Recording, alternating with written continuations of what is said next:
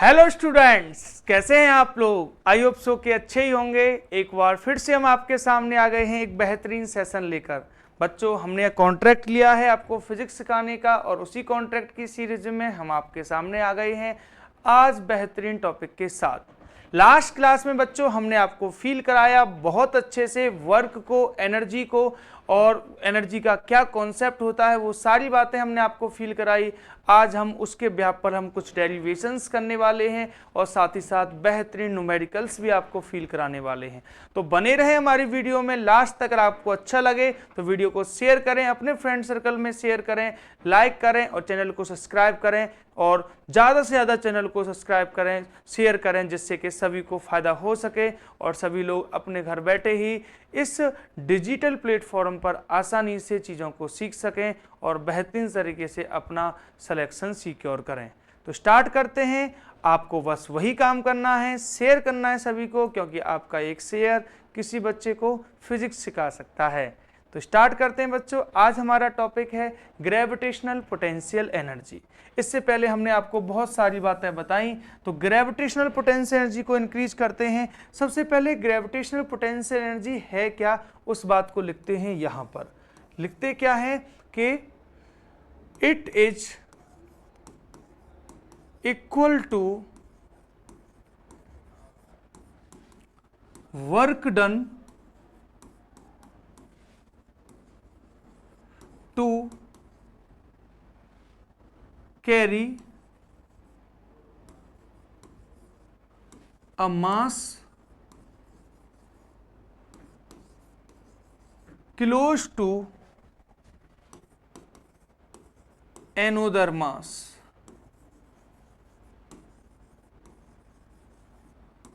by gravitational force. इस बात को फील कराते हैं हम आपको फोटो के हिसाब से। जैसे मान लो एक मास है अपने पास m1 और बच्चों एक मास था m2 जो m1 से बहुत ज्यादा डिस्टेंस यानी इंफिनिटी पर था। इंफिनिटी का मतलब होता है आउट ऑफ रेंज। इन्फिनिटी का मतलब है जो बहुत डिस्टेंस पर है, जहां वो दूसरा उस पर फोर्स नहीं लगा सकता, जो उसकी रेंज में नहीं है। जैसे आप बोलने लग जाओ सर कैटरीना कैफ से शादी करा दो, तो वो आपके लिए सर इन्फिनिटी पर है, क्योंकि वो आपकी रेंज में नहीं है। समझ पा रहे हैं। तो इसको आउट ऑफ रेंज यानी इन्फिनिटी से लाना है, टन टनारा करते हुए, और इसको यहाँ ला के रखना है। इसके पास m2 को m1 के पास कितनी डिस्टेंस पर ला के रखना है, r डिस्टेंस पर ला के रखना है। तो इस प्रोसेस में जो भी वर्क किया जाएगा वही वर्क ग्रेविटेशनल पोटेंशियल एनर्जी के फॉर्म में स्टोर हो जाएगा। ध्यान दीजिए, m2 मास को इन्फिनिटी से m1 के पास r डिस्टेंस पर लाने में जो वर्क किया जाएगा वही वर्क जो है पोटेंशियल ग्रेविटेशनल पोटेंशियल एनर्जी की फॉर्म में स्टोर हो जाएगा। सेम बात हम क्लास 12th में करेंगे।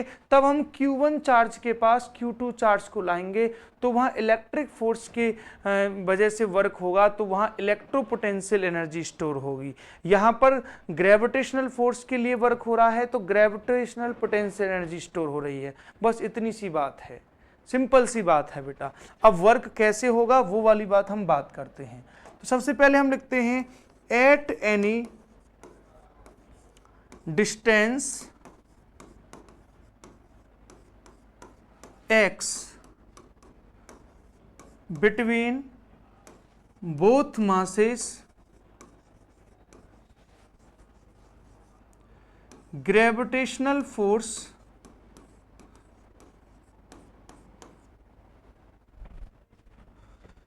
will be ग्रेविटेशनल फोर्स क्या होता है भाई? ग्रेविटेशनल फोर्स होता है F G is equal to capital G m1 m2 और अपॉन में कौन हो जाएगा बच्चों? X square. ये है ग्रेविटेशनल फोर्स किसी x डिस्टेंस पर दोनों मासेस के बीच में। Gravitational force G m1 m2 upon X square. Clear?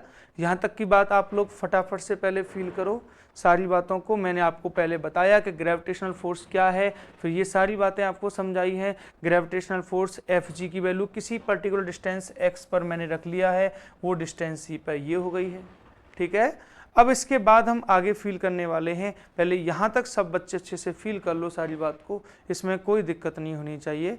अब इसके बाद की बात हम फील करेंगे आगे। हाँ बेटा, नाउ बेटा वर्क क्या हो जाएगा, आप जानते हैं dW इजिकल्स टू क्या होता है, force into small displacement dx, और ग्रेविटेशनल फोर्स आएगा यहाँ पर। और d को रिमूव करना है तो किसको लाना पड़ेगा, इंटीग्रेट करना होगा, नागराज को लाना पड़ेगा। अब इसके बाद बेटा dW इज इक्वल टू क्या हो जाएगा, dW इज इक्वल टू हो जाएगा integration gm1 m2 upon X square, और साथ में कौन है dx, और लिमिट कहाँ से कहाँ लग रही है बेटा, आप देख रहे हो यहाँ शुरू में क्या होगा इन्फिनिटी, और कहाँ ला रहे हैं r पर। वर्क शुरू में क्या होगा 0, और अब हो गया w। देखो बेटा यहाँ डिस्टेंस की लिमिट लगेगी तो इन्फिनिटी से r लेकर आ रहे हैं, वर्क 0 से w हो जाएगा। अब dw का इंटीग्रेशन क्या हो जाएगा बच्चों, w हो जाएगा। यहाँ बोलो gm1 m2 तो बाहर आ जाएगा, ठीक है। अब इस बात को समझो, यहाँ पर यहाँ लगेगा इन्फिनिटी से r डिस्टेंस पर, और ये क्या हो जाएगा बेटा 1/x स्क्वायर को x की पावर -2 बोल सकता हूं मैं, और साथ में हो जाएगा dx, ठीक है। अब इसके बाद मैं यहाँ फील कराऊंगा आपको w इज इक्वल टू क्या होगा। देखो बेटा x की पावर -2 का इंटीग्रेशन बोलो, x की पावर -2 का इंटीग्रेशन होगा x की पावर -2 + 1 अपॉन -2 + 1। x की पावर n का इंटीग्रेशन क्या होता है, x की पावर n + 1 अपॉन n + 1। अब x की पावर -2 + 1 मीन्स x की पावर -1 अपॉन -1, तो इसको लिख सकते हैं बेटा x की पावर -1 को लिख सकते हैं 1/x, और ये माइनस का साइन आ जाएगा। तो बस इतना हो जाएगा gm1 m2, जो माइनस का साइन है ना बेटा वो आगे आ जाएगा, और यहाँ बचेगा 1/x, और लिमिट कहाँ से कहाँ है, इन्फिनिटी से r है। बस इतनी सी बात है, ये मैंने लिख लिया। x की पावर -2 का इंटीग्रेशन होगा -1/x, माइनस आगे आ गया, 1/x अंदर रह गए, बस खत्म। इसके बाद की बात समझो बेटा, माइनस का gm1 m2 हो गया बेटा जी, और साथ ही लिमिट पुट करवाओ। पहले अपर लिमिट पुट करेंगे 1/r, फिर लोअर लिमिट पुट करेंगे 1/∞। मैं इसको रफ कर दे रहा हूं बेटा, तो वर्क इज इक्वल टू कितना हो जाएगा, वर्क इज इक्वल टू बेटा 1/∞ तो 0 हो जाएगा, तो 1/r में से 0 माइनस होगा तो 1/r ही बचेगा, तो बस यहाँ बचेगा -gm1 m2 अपॉन r। ये वर्क की वैल्यू आ गई है, और मैंने क्या बोला था, this work will be stored as gravitational potential energy. तो हम लिखेंगे नेक्स्ट लाइन से, hence gravitational potential energy U is equal to क्या हो जाएगा बेटा जी, -gm1 m2 अपॉन r। तो ये ग्रेविटेशनल पोटेंशियल एनर्जी का डेरिवेशन हो गया है, और ये वाली बात हमने बहुत अच्छे से आपको फील कराई है। किसी को कोई भी प्रॉब्लम हो तो फटाफट से आप कमेंट करेंगे, आपके कमेंट के आंसर नेक्स्ट क्लास में ज़रूर दिए जाएंगे, ठीक है। आपको कोई भी दिक्कत है आप कमेंट करें, कमेंट के आंसर नेक्स्ट क्लास में आपको दिए जाएंगे। आप लोग इसको बहुत अच्छे से सारी बातों को फील कर लो, इसमें किसी को कोई प्रॉब्लम नहीं होनी चाहिए। ओके बेटा, got it.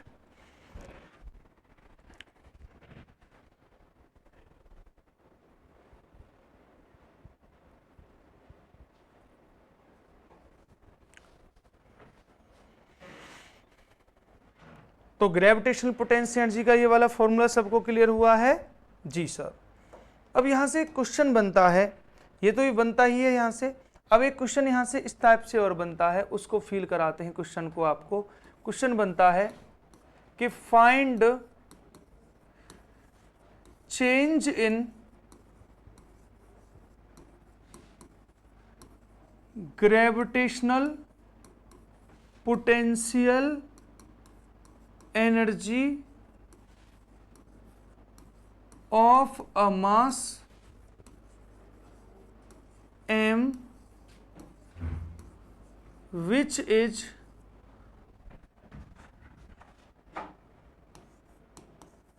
taken up to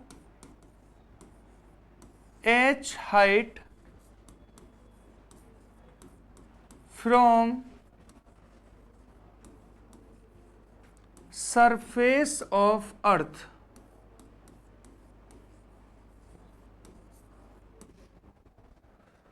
from surface of earth, कि अर्थ की सरफेस से h हाइट पर हम ले जाते हैं, तो बताओ वहां ग्रेविटेशनल पोटेंशियल एनर्जी क्या हो जाएगी। जैसे मान लो ये अर्थ है, ये अर्थ का सेंटर है, ये है बेटा रेडियस r अर्थ की, और मास क्या है m, यहाँ है m मास की बॉडी। मान लो ये पॉइंट A है, यहाँ से इसको ले जाते हैं पॉइंट B पर ले जाते हैं, और हाइट कितनी है h। तो बड़ी सिंपल सी कहानी है बेटा। सबसे पहले बात करें at surface of earth,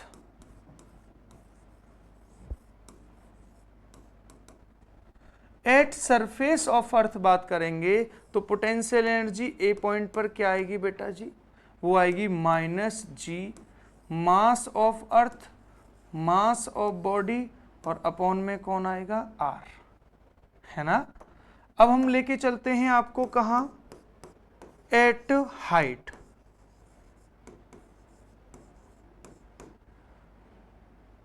from surface.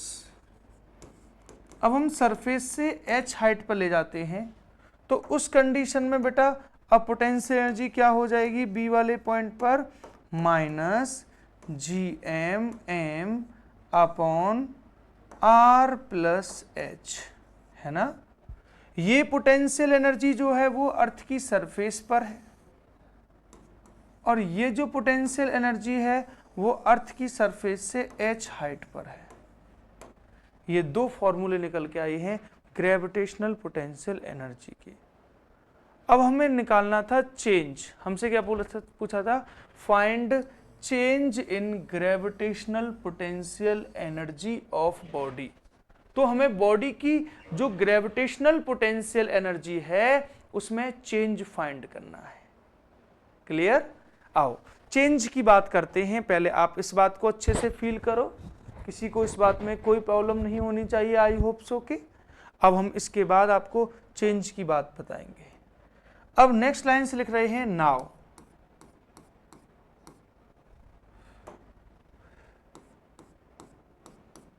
Change क्या हो जाएगा बेटा जी, change delta U is equal to हो जाएगा पोटेंशियल एनर्जी B पॉइंट पर क्या थी, पोटेंशियल एनर्जी A पॉइंट पर क्या थी। तो B पॉइंट पर थी -gmm upon r plus h, और A पॉइंट पर थी माइनस माइनस प्लस हो जाएगा gmm upon r plus only r। आपको बस क्या करना है, उसको स्क्रीनशॉट लेकर बेटा पॉज करके स्क्रीनशॉट लेना चाहिए था, है ना। बस उसके बाद क्या करना है बेटा जी, यहाँ पर आप देख रहे हो gm और m कॉमन ले लीजिए, तो ये बचेगा -1 upon r plus h plus में 1 अपॉन r। फिर बेटा gmm तो यहाँ पर आ ही गया, ये r प्लस h और ये r यहाँ ले जाएंगे तो माइनस का r हो जाएगा, प्लस का r प्लस h हो जाएगा, r से r कट जाएगा। तो बेटा delta U is equal to क्या हो जाएगा, gmm into h upon r का एक और उसमें से स्क्वायर ले लो तो r स्क्वायर बचेगा, यहाँ बचेगा 1 plus h upon r। Sir ये क्या किया आपने, सर ये जो r प्लस h है ना, इससे r कॉमन ले लिया। अब R से कॉमन लोगे तो R को तो यहां तो 1 बच जाएगा और H से R कॉमन लोगे तो H/R बन जाएगा। ऐसा सर क्यों किया है आपने? बेटा जी वो इसलिए किया है क्योंकि आप देख रहे हो ये क्या है, Gm/r²। ये Gm/r² जो है वो स्मॉल g है। तो आप यहां से फील कर पा रहे होगे पूरी बात कि delta U is equal to हो जाएगा फिर mgh/1+h/r,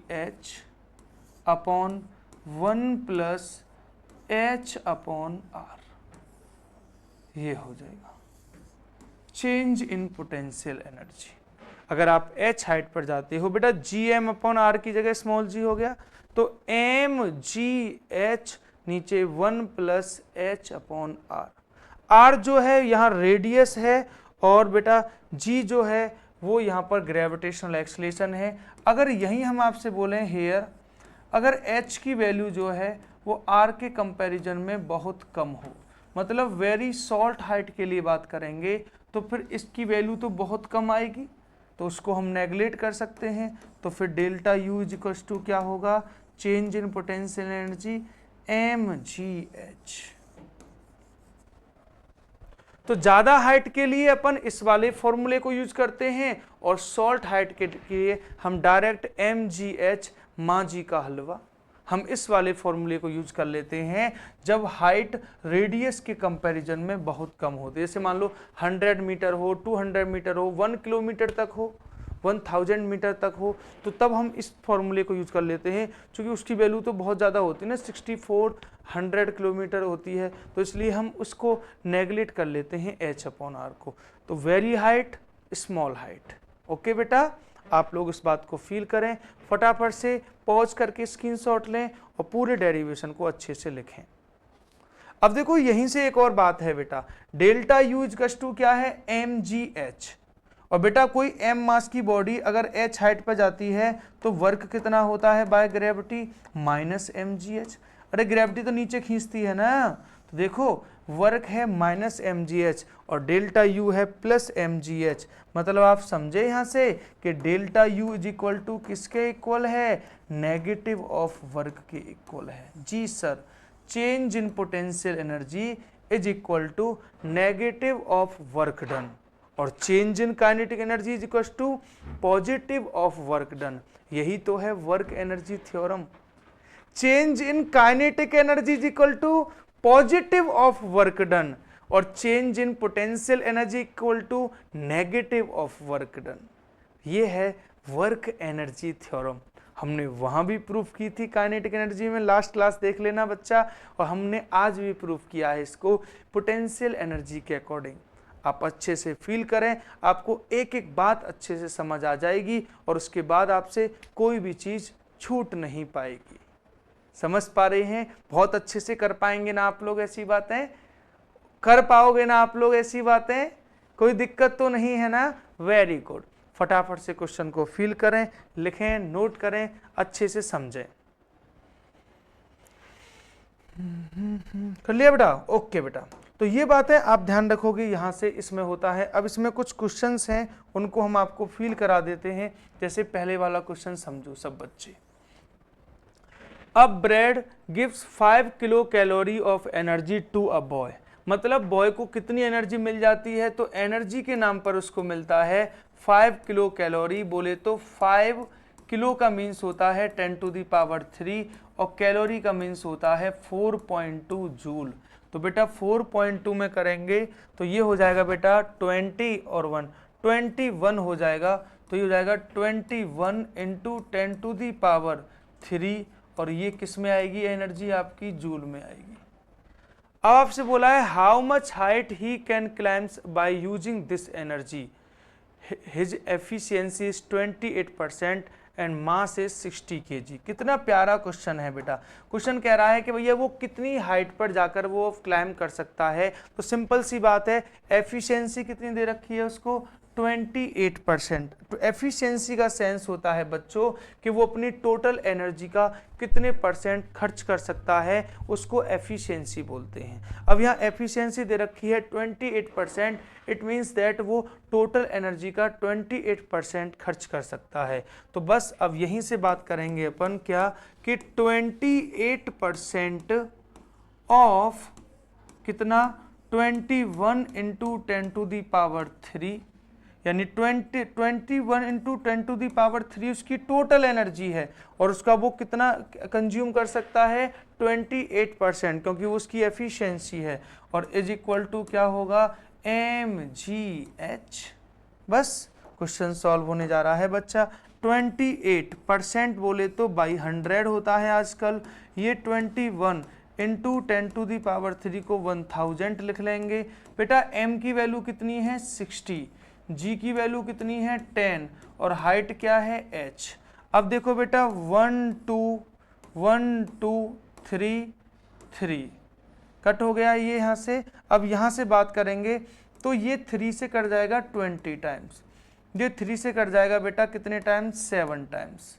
अब देखो बेटा ये जो है अपना, इसको अगर हम सॉल्व करेंगे तो h की वैल्यू आएगी 28 इंटू 7/20। ये देखो 2 से कटेगा कितने टाइम्स, या 4 से कट जाएगा ये 5 टाइम्स, और ये 4 से कट जाएगा बेटा कितने टाइम्स 7 टाइम। तो ये हो जाएगा बेटा 49/5। 49/5 करेंगे तो पहले 9 जाएगा बेटा, फिर 4 बचेगा 9.8, और किस में हाइट आएगी बेटा मीटर में आएगी। तो इस क्वेश्चन का हो गया आंसर 9.8 मीटर हाइट तक वो क्लाइम कर सकता है। तो आपने देखा कितने आसान तरीके से हमने पूरे क्वेश्चन को आपको फील कराया और सारी बातें यहाँ से बिल्कुल क्लियर हो चुकी हैं।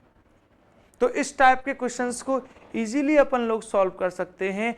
जो एनर्जी थी उसका कितने परसेंट यूज किया है मैंने 28%। क्यों? क्योंकि उस बंदे की, उस लड़के की एफिशिएंसी कितनी थी 28%। अच्छा क्वेश्चन है, आराम से हमने इसको हैंडल किया। आप लोग स्क्रीनशॉट लीजिए पॉज करके। अब हम आप बढ़ते हैं नेक्स्ट क्वेश्चन के पास आपको फील कराने के लिए। ये क्वेश्चन फील करो बेटा। A boy is falling freely under gravity. Which one of the following quantity remains constant during the fall? कौन सी क्वांटिटी कांस्टेंट रहेगी जब कोई बंदा नीचे गिर रहा है? तो जब वो नीचे गिर रहा है बेटा तो उसकी काइनेटिक एनर्जी तो इंक्रीज होगी, क्योंकि ग्रेविटी उसको बुला रही है, तो काइनेटिक एनर्जी इंक्रीज होगी। तो ये कांस्टेंट नहीं हो सकती, क्योंकि ये तो क्या होगी बेटा इंक्रीज होगी। वेलोसिटी इंक्रीज होगी ना, जब बॉडी नीचे आएगी तो वेलोसिटी इंक्रीज होगी, तो काइनेटिक एनर्जी भी इंक्रीज होगी। जो काइनेटिक एनर्जी इंक्रीज होगी तो कंजर्वेशन ऑफ एनर्जी के हिसाब से पोटेंशियल एनर्जी को डिक्रीज यानी कम होना पड़ेगा। ये वाली बात सही है। टोटल मैकेनिकल एनर्जी कैसी रहेगी बेटा? वो तो सेम रहेगी। तो बी वाली बात भी गलत है, सी वाली करेक्ट है। मोमेंटम, मोमेंटम क्या होता है बेटा जी? मोमेंटम होता है mv। जब v इंक्रीज होगा तो फिर मोमेंटम को भी क्या होना पड़ेगा? इंक्रीज होना पड़ेगा। तो ये भी ऑप्शन गलत है। तो ऑप्शन सी फॉर CDS इसका बिल्कुल करेक्ट हो जाएगा। अच्छे क्वेश्चन है, फीलेबल क्वेश्चन है, थ्योरेटिकल क्वेश्चन है, हर टाइप के क्वेश्चन आपके सामने आपको पूरा कॉन्सेप्ट फील कराने के लिए ला रहा हूं। आपको सब पसंद आ रहा है? वीडियो को लाइक और शेयर करें, ज़्यादा से ज़्यादा स्टूडेंट्स तक इसको पहुंचाएं ताकि उनका भी प्रॉफिट हो सके।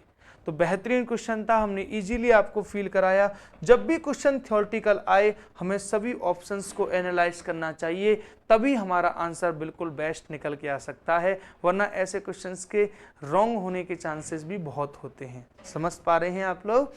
नेक्स्ट क्वेश्चन आपको फील कराने के लिए हम आ गए हैं लेकर इस वाले क्वेश्चन को। ध्यान से फील करें इस वाले क्वेश्चन को भी। क्वेश्चन आपसे बोला है a stone is projected vertically up to reach maximum height h.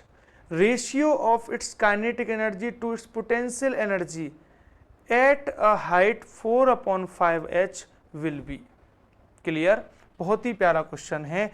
अपन ने यहां से किसी को थ्रो किया है, तो यहां से जैसे जैसे ऊपर जा रहा है, मैक्सिमम हाइट का कितना दे रखा है? यहाँ पर मैक्सिमम हाइट का दे रखा है 4/5 पार्ट।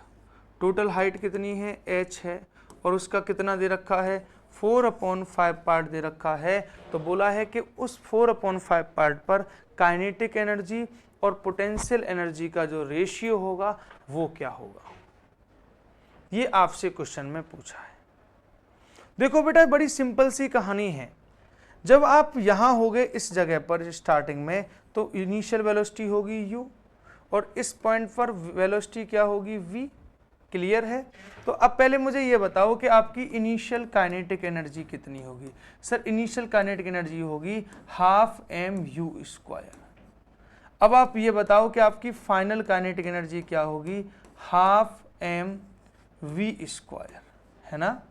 अब v² की जगह हम क्या लिख सकते हैं सर, तो v² की जगह लिख सकते हैं 12mv² की जगह लिख सकते हैं u², और माइनस में 2g, और h की जगह क्या लिखेंगे, 4/5h। ये लिख सकते हैं सर अपन। तो फाइनल काइनेटिक एनर्जी कितनी हो जाएगी बेटा जी, फाइनल काइनेटिक एनर्जी हो जाएगी 12mu² माइनस 12m को इसके पास ले जाएंगे, हाफ से आम कट जाएगा, mg इंटू 4/5h, है ना। इसका मतलब आप समझे। देखो बेटा, यहीं से फील करने की बात है कि जो फाइनल काइनेटिक एनर्जी है उसको फाइंड करने के लिए जो इनिशियल काइनेटिक एनर्जी है उसमें से क्या माइनस हो रहा है, mg इंटू 4/5h, ये माइनस हो रहा है। मतलब ये क्या हो गई यहाँ पर बेटा जी, फिर पोटेंशियल एनर्जी हो गई। ये क्या हो गई बेटा जी, आपके पास यहाँ पर पोटेंशियल एनर्जी हो गई है। तो बेटा पोटेंशियल एनर्जी जो है वो 4/5 है, तो काइनेटिक एनर्जी क्या बच रही होगी बेटा, हेयर अपन देखते हैं पोटेंशियल एनर्जी जो है वो कितनी है, 4/5 पार्ट है। तो बेटा जी फिर काइनेटिक एनर्जी कितना पार्ट बचेगी, यहाँ से वो बचेगी 1/5 पार्ट बचेगी। और अगर हम इन दोनों का रेशियो निकालेंगे काइनेटिक का अपॉन पोटेंशियल का, तो बेटा ऊपर कौन आएगा अपने पास, 1/5, नीचे 4/5, 5 से 5 कटेगा तो 1/4 आंसर आएगा। Option number C for CDS बिल्कुल करेक्ट हो जाएगा। तो इतना बेहतरीन सा क्वेश्चन था, इजीली हमने क्वेश्चन को सॉल्व कराया है। क्लियर। इस तरीके से अपन क्वेश्चन को सॉल्व कर सकते थे। इस क्वेश्चन को एक और तरीके से मैं आपको फील कराऊंगा, आओ ध्यान दो। देखो बेटा, जैसे आपसे बोला है कि हाइट कितनी है, तो एट हाइट दे रखी है आपको 4/5h। तो टोटल हाइट कितनी है, ये टोटल है। तो जब टोटल हाइट में 4/5 पार्ट है तो हम बोल सकते हैं कि पोटेंशियल एनर्जी भी वहां पर कितनी होगी, 4/5 होगी। टोटल का 4/5 पार्ट होगी। बेटा जब हाइट टोटल हाइट का 4/5 है तो पोटेंशियल एनर्जी भी तो 4/5 होगी, क्योंकि पोटेंशियल एनर्जी की वैल्यू होती है mgh। तो पोटेंशियल एनर्जी डायरेक्ट किस पर डिपेंड करती है, हाइट पर। जितनी हाइट ज्यादा होगी, यहां हाइट होती ना h/2 तो पोटेंशियल एनर्जी भी हाफ पार्ट होती। यहां हाइट होती ना 2/3 तो पोटेंशियल एनर्जी भी 2/3 पार्ट होती। अब आप जानते हैं कि टोटल एनर्जी में काइनेटिक होती है पोटेंशियल, तो पोटेंशियल जो है वो 4/5 पार्ट है, तो काइनेटिक कितनी हो जाएगी, फिर काइनेटिक हो जाएगी 1/5 पार्ट, क्योंकि जब टोटल करेंगे तो 1 आना चाहिए ना बेटा। तो पोटेंशियल जो है वो टोटल का कितना पार्ट है, वो टोटल का पार्ट है बेटा 4/5। तो काइनेटिक टोटल का कितना पार्ट होगी, 1/5 होगी। अगर हम यहीं से बात बनाएं आपके लिए, तो kinetic energy upon potential energy का जो रेशियो निकल के आएगा वो आएगा, काइनेटिक कितनी है 1/5, पोटेंशियल कितनी है 4/5, 5 से 5 कटेगा, क्या बन के आएगा 1/4 आएगा। और इस क्वेश्चन का ऑप्शन सी हो जाएगा। ऐसे भी हम क्वेश्चन को सॉल्व कर सकते थे। बेहतरीन क्वेश्चन था, हमने आसानी से आपको समझाया। बेटा जब कोई बॉडी ऊपर जाती है तो उसकी हाइट इंक्रीज होती है तो पोटेंशियल एनर्जी भी इंक्रीज होती जाती है और काइनेटिक एनर्जी उसी फैक्टर में कम हो जाती है, क्योंकि दोनों का सम कैसा रहता है, कांस्टेंट होता है। इसी को तो कहते हैं कंजर्वेशन ऑफ मैकेनिकल एनर्जी। तो ये वाली बात है। आप लोगों को मैंने ये 2 टाइप से क्वेश्चन समझाया, आपको जैसा फील आए आप वैसे क्वेश्चन को फील कर सकते हैं। अब हम आपको लेके चलते हैं नेक्स्ट क्वेश्चन के पास। नेक्स्ट क्वेश्चन अपने पास क्या है बेटा, a body of mass 5 kg is thrown vertically up with kinetic energy of 490 joule, height eight which the kinetic energy of the body become half of the original value.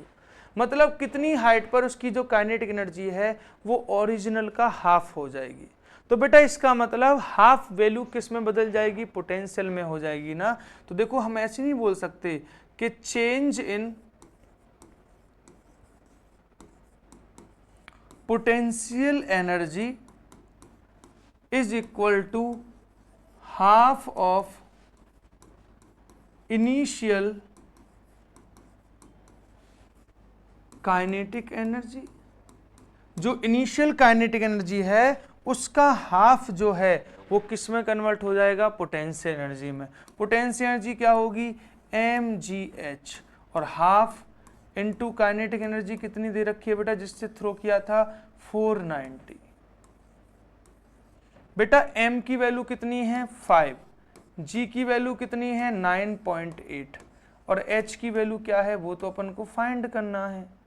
तो भैया 1/2 ये कितना हो जाएगा बेटा 490। अब देखो कैसे सॉल्व करेंगे बेटा इसको। ये देखो अगर हम इसको इससे कट करेंगे तो कितने टाइम्स हो जाएगा बेटा, वो 10 होता, 500 होता तो 50 टाइम्स कट जाता, तो 50 हो जाएगा ये। और बेटा इससे इसको कट करेंगे तो 25 कट जाएगा। बेटा 5 से इसको कट करेंगे तो 5 टाइम्स कट जाएगा। तो यहाँ से हाइट कितनी हो जाएगी बच्चों, 5 मीटर हो जाएगी। और कितने आसान तरीके से हमने क्वेश्चन को फील कर लिया। आपको बहुत अच्छे से मैंने सारी बातें समझाई हैं। इस क्वेश्चन में चेंज इन पोटेंशियल एनर्जी किसके इक्वल हो जाएगी बच्चा, change in potential energy equal हो जाएगी बेटा half of initial kinetic energy. और इस टाइप के क्वेश्चंस को इससे बेहतर तरीके से सॉल्व नहीं किया जा सकता।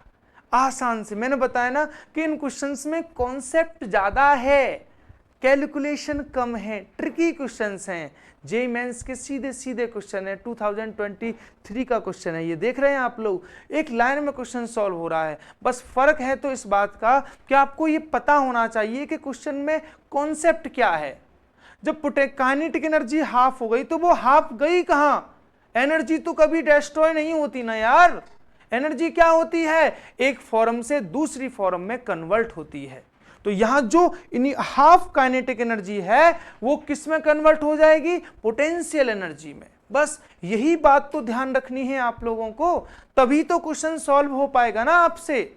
समझ पा रहे हैं आप लोग इन सारी बातों को बेहतरीन तरीके से। फटाफट से स्क्रीनशॉट लीजिए, पॉज करके खींच मेरी फोटो वाले गाने से फोटो लीजिए और नेक्स्ट क्वेश्चन पर बढ़ते हैं। उससे पहले हम आपको समझाते हैं what is the concept of potential energy of spring.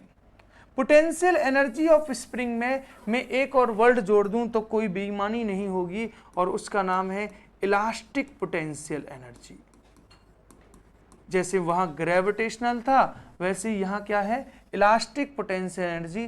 Represent तो मैं हर एनर्जी को, पोटेंशियल एनर्जी को यू से ही कर रहा हूं, तो उसमें कोई टेंशन वाली बात नहीं है।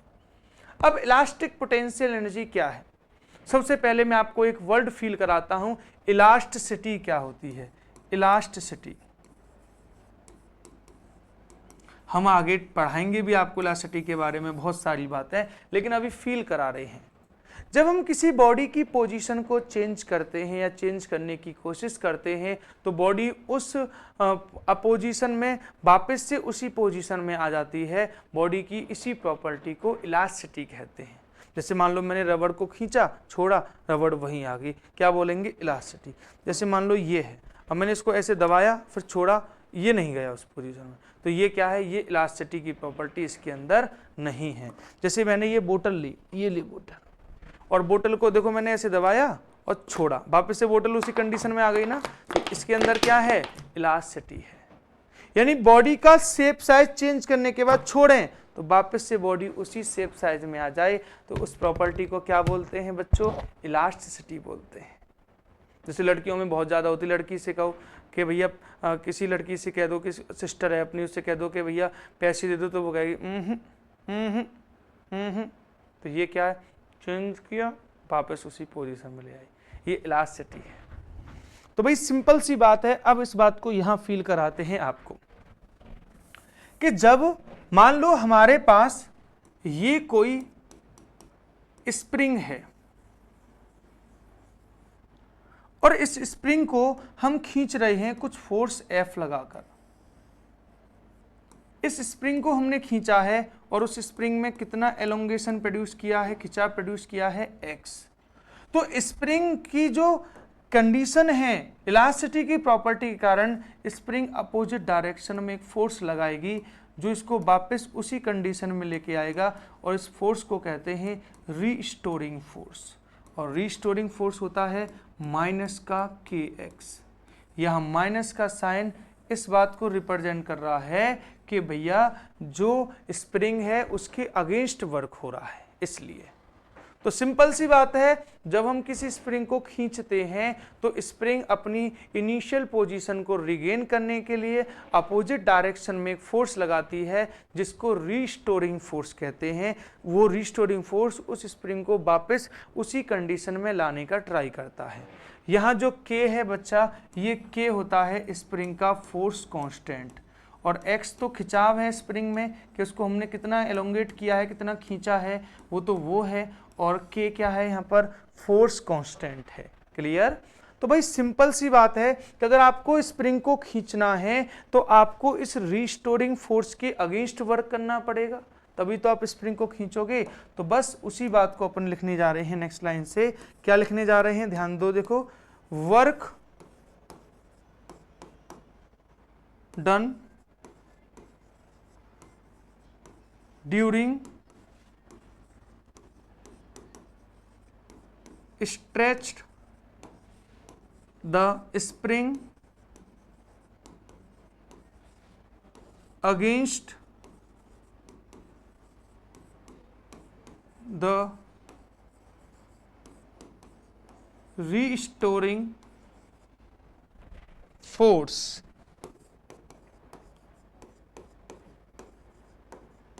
will be। रीस्टोरिंग फोर्स के अगेंस्ट वर्क क्या होगा बेटा, वो वाली बात करवाओ। तो डी डब्ल्यू इक्वल्स टू क्या हो जाएगा, minus F into D x. ये एफ कौन सा वाला आएगा बच्चों, यहां पर वही रीस्टोरिंग वाला आएगा।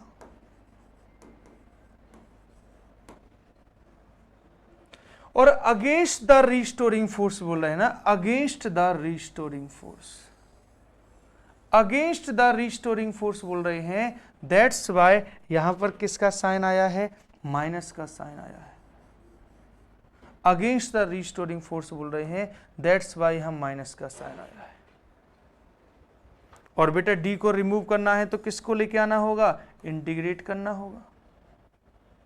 मान लो शुरू में 0 है, बाद में वर्क W हो गया, शुरू में एलोंगेशन 0 है, बाद में एलोंगेशन x हो गया।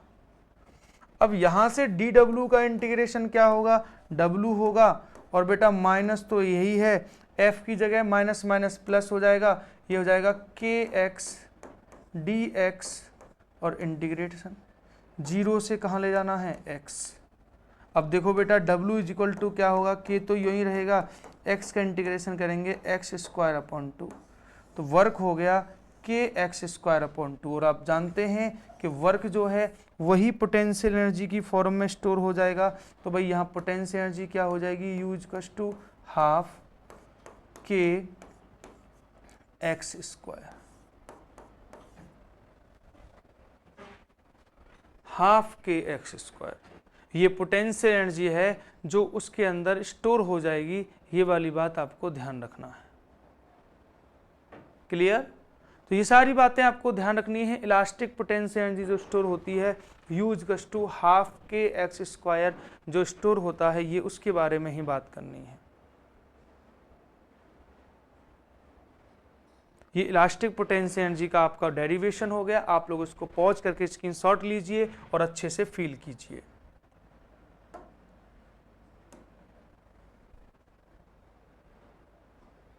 अब इसके बेहद पर ये वाला क्वेश्चन अपन कर सकते हैं।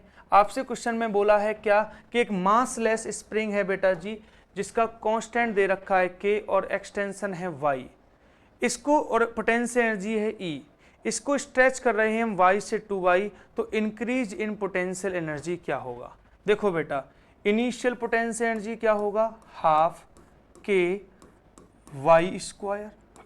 और फाइनल पोटेंशियल एनर्जी क्या होगी बेटा, ½ k2y²,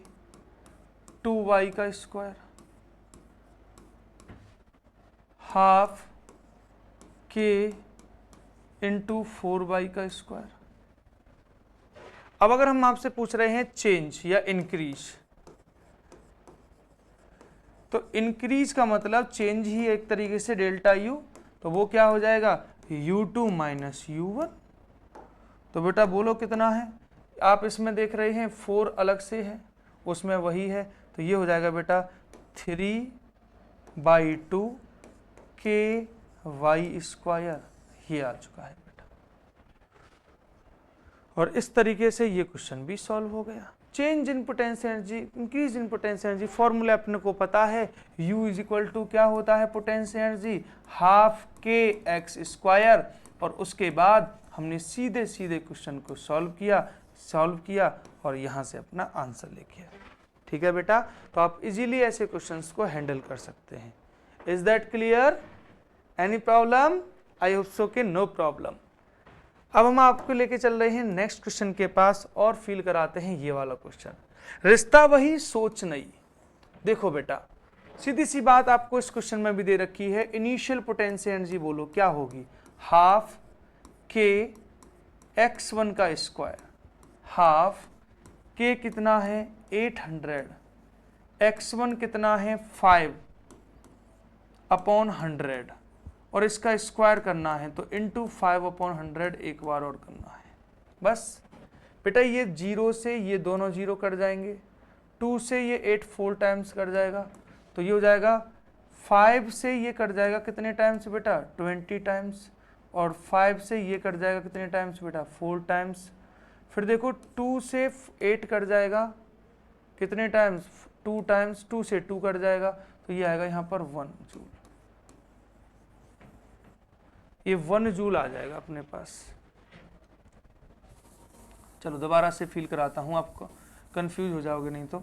देखो 1/2 k की वैल्यू कितनी है 800, और ये कितना दे रखा है x1 5 सेंटीमीटर, तो 5 सेंटीमीटर को मीटर में कन्वर्ट किया और इसका 2 बार मल्टीप्लाई किया।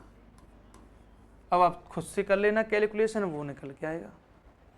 फिर बेटा अब अपन को x2 निकालना है, U2 सॉरी, तो U2 के लिए क्या करोगे, ½ k x2² कर लोगे, ½ k कितना है बेटा 800 है वापस से, और x2 कितना है आपके 15 सेंटीमीटर है, तो 15/100 इंटू 15/100,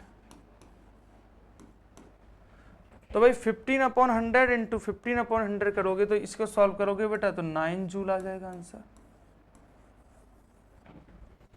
अब हमसे पूछ रहे हैं वर्क, तो वर्क क्या होता है यार, वर्क तो होता है चेंज इन पोटेंशियल एनर्जी, तो U2 - U1, तो वर्क U2 - U1 कितना होगा बेटा, बोलो बोलो बोलो 9 - 1, बोले तो वर्क कितने जूल करना होगा, यहाँ से 8 जूल वर्क करना होगा। बस खत्म question. Change in potential energy he work के इक्वल होता है, इस बात को हमने खूब अच्छे से सीखा है और हम ऐसे क्वेश्चंस को इजीली सॉल्व कर सकते हैं। पॉज करके स्क्रीनशॉट लीजिए और फटाफट से ऐसे क्वेश्चंस को फील कीजिए। नेक्स्ट क्वेश्चन आपको लेके चलते हैं, ये वाला क्वेश्चन भी बहुत ही प्यारा क्वेश्चन है। 2 kg का एक ब्लॉक है, वो स्लाइड करता है हॉरिजॉन्टल फ्लोर पर, स्पीड दे रखी है 4 मीटर पर सेकंड। तो भाई 2 kg का एक ब्लॉक है, वो 4 मीटर पर सेकंड की स्पीड से स्लाइड करता हुआ यहां पर स्ट्राइक करता है।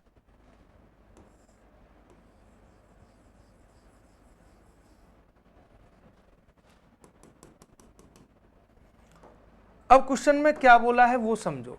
स्प्रिंग को कंप्रेस करता है और काइनेटिक फ्रिक्शन फोर्स भी दे रखा है आपको कितना, 15 न्यूटन, और स्प्रिंग का कांस्टेंट दे रखा है अपना इतना, तो स्प्रिंग जो है वो कंप्रेस होगी कितनी। देखो बेटा दो बातें हैं, 4 मीटर पर सेकंड से है, तो मान लो कि स्प्रिंग में जो कंप्रेशन हुआ है वो कितना होता है, x होता है। स्प्रिंग इसको x कंप्रेस हो जाती है उसकी वजह से। तो देखो सीधी सी बात है कि जो हाफ mv² होगी काइनेटिक एनर्जी, वो दो जगह यूज होगी। एक तो फ्रिक्शन फोर्स वर्क करेगा, तो friction into displacement, plus potential energy उसकी स्प्रिंग की कितनी, हाफ के x²। देखो बेटा जो ब्लॉक है उसकी काइनेटिक एनर्जी को कौन कौन ने कंज्यूम किया, इस बात को फील करो। तो जब ब्लॉक उस पर स्लाइड करते हुए जाएगा तो उसकी काइनेटिक एनर्जी को फ्रिक्शन खाएगा, तो फ्रिक्शन इनटू फोर्स मतलब वर्क बाय फ्रिक्शन हो गया, फ्रिक्शन इनटू डिस्प्लेसमेंट, और साथ में पोटेंशियल एनर्जी चूंकि स्प्रिंग को कंप्रेस करेगा तो वहां पोटेंशियल एनर्जी की फॉर्म में स्टोर हो जाएगा। तो उसकी जो काइनेटिक एनर्जी है वो फ्रिक्शन और स्प्रिंग की पोटेंशियल एनर्जी दोनों में जाके स्टोर होगी, ये कॉन्सेप्ट है। अब हाफ से सॉल्व करेंगे तो हाफ m की वैल्यू कितनी है 2, v की वैल्यू कितनी है 4 का स्क्वायर, फ्रिक्शन कितना है बेटा अपन को क्वेश्चन में दे रखा है, फ्रिक्शन की वैल्यू है अपने को कितने 15x प्लस हाफ, k की वैल्यू कितनी है बेटा 1000 नहीं 10,000 और x²। बेटा यहां से सॉल्व करेंगे 2 से तो 2 कट जाएगा, यहां से सॉल्व करेंगे तो x की वैल्यू फाइंड करेंगे क्वाड्रेटिक इक्वेशन से और वही हमारा आंसर होगी। तो आपने देखा कैसे हमने क्वेश्चन को फील कराया। जो ब्लॉक स्लाइड करते हुए स्प्रिंग से स्ट्राइक करेगा बेटा, वो उसकी जो काइनेटिक एनर्जी है वो 2 जगह डिस्ट्रीब्यूट हो जाएगी, 2 जगह डिस्ट्रीब्यूट हो जाएगी। एक तो फ्रिक्शन खा जाएगा उसकी काइनेटिक एनर्जी को, तो फ्रिक्शन इनटू डिस्प्लेसमेंट हो गया, और साथ ही साथ बेटा उसकी काइनेटिक एनर्जी एलोंगेशन में भी खर्च हो जाएगी, यानी पोटेंशियल एनर्जी के लिए हो जाएगी। तो ये वाली बात हो जाएगी यहाँ से। क्लियर? इस तरीके से हम क्वेश्चन को सॉल्व कर सकते थे। अब बढ़ते हैं आपको लेकर नेक्स्ट क्वेश्चन के पास। अब नेक्स्ट क्वेश्चन नहीं है, नेक्स्ट टॉपिक है, और टॉपिक का नाम है मोशन इन वर्टिकल सर्कल।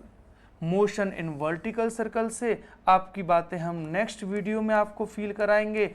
आज हमने आपको फील कराया, पोटेंशियल एनर्जी के डेरिवेशन कराए, बेस्ट क्वेश्चन कराए, ग्रेविटेशनल पोटेंशियल एनर्जी को बहुत अच्छे से फील कराया, वहाँ से आपके पास क्वेश्चंस कराए। आपको पसंद आए तो वीडियो को लाइक करें, शेयर करें, अपने फ्रेंड सर्कल में शेयर करें ताकि उनका भी प्रॉफिट हो सके और वो भी सारी चीज़ों को बहुत अच्छे से सीख सकें।